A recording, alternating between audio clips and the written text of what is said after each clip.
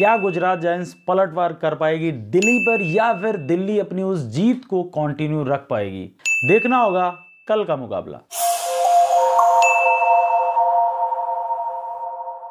Hello guys, welcome to Cricket Code. दोस्तों, आज के इस वीडियो में हम लोग डिस्कस करने वाले हैं डीसी वर्सेस जीजी के मैच प्रीव्यू के बारे में, क्योंकि एक टीम 4 मुकाबले खेलकर 2 मैचेस जीती और एक टीम सबसे पॉइंट्स टेबल पर नीचे है, वो है गुजरात जायंट्स, जिसने 3 मुकाबले खेलकर सिर्फ 1 में जीत हासिल हुई है और उन्होंने इस सीजन का हाईएस्ट टोटल भी बनाया, लेकिन डिफेंड करने में नाकाम रहे। तो सबसे पहले बढ़ते हैं कहां पर, दिल्ली की तरफ से उनकी स्ट्रॉन्ग चीज क्या है, उनकी प्लेइंग 11 और उनके जो थ्रेड बनने वाला है सामने वाली टीम में वो कौन है।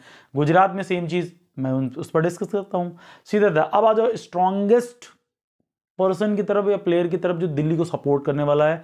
दिल्ली की रीढ़ की हड्डी है, वो है उनकी कप्तान मैगलेनिन मार्जानकाप और एनाबेल सदरलैंड।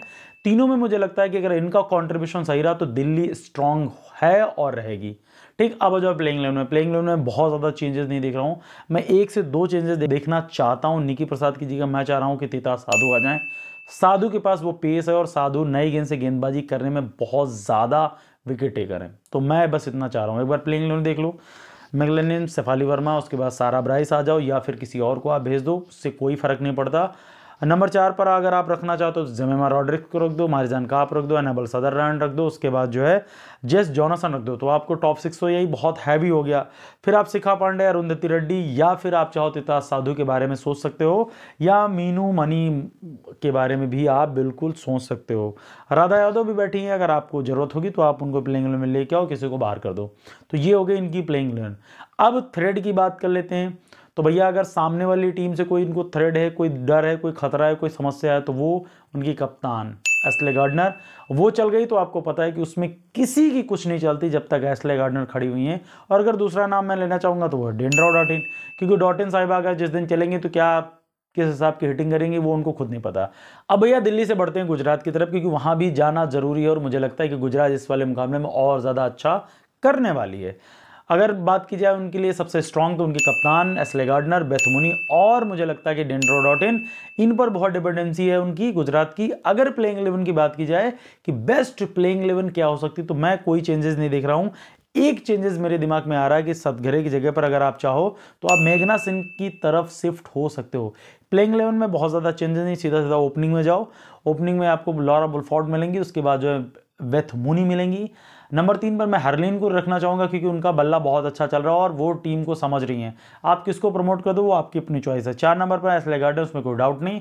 5 पर डेंड्रा डॉटिन हो गई। फिर आप कासवी गौतम को लाओ, सिमरन शेख को लाओ, तनुजा कन्वर को लाओ, सतगली, प्रिया मिश्रा, मेघना सिंह, जिसको चाहो उसको ले आओ, उससे कोई बहुत ज़्यादा फर्क पड़ता नहीं है। डी हेमलता को लेके आओ, वो ऊपर नीचे करते रहो, वो आपकी अपनी चॉइस होगी।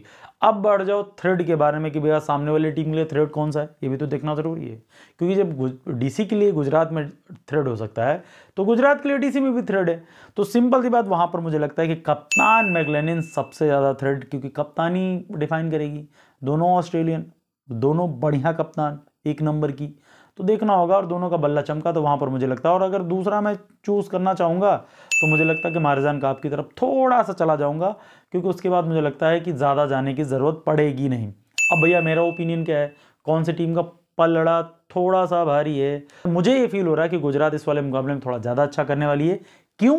क्योंकि यार 2 मुकाबले हार चुकी है यार, 2 हार चुकी है भाई। सोचो 2 मुकाबले में खुन्नस खाई बैठी हुई है और टीम सॉलिड लग रही है, ऐसा तो है नहीं कि सॉलिड नहीं है। तो मुझे लगता है कि मैं समझ लो कि 51 और 49 का मार्जिन रख रहा हूँ। 1% तो मुझे भी छूट है ना, कोई हो जाए क्या फ़र्क पड़ता, अपना तो काम बन जाएगा। ठीक है, तो ये रहा मेरे हिसाब से ये प्रीव्यू। अब आपको क्या लग रहा है, अगर इसमें से कुछ चेंजेस लग रहा है, कुछ लग रहा है, सीधा जाओ कमेंट में कमेंट कर दो। हम आपको रात को 10 बजे 10:30 के बीच में लाइव मिलने वाले हैं, मैच खत्म या मैच के साथ। फटाक दे आप आइएगा, लाइव में एंजॉय लीजिएगा, अपना कमेंट कीजिए और वहां पर मजे लेते हुए हमारी टीम को सपोर्ट कीजिए या अपनी टीम को सपोर्ट कीजिए, वो आपकी अपनी चॉइस होगी। हम मिलते हैं अब आपको सीधे लाइव में, तब तक के लिए जय हिंद।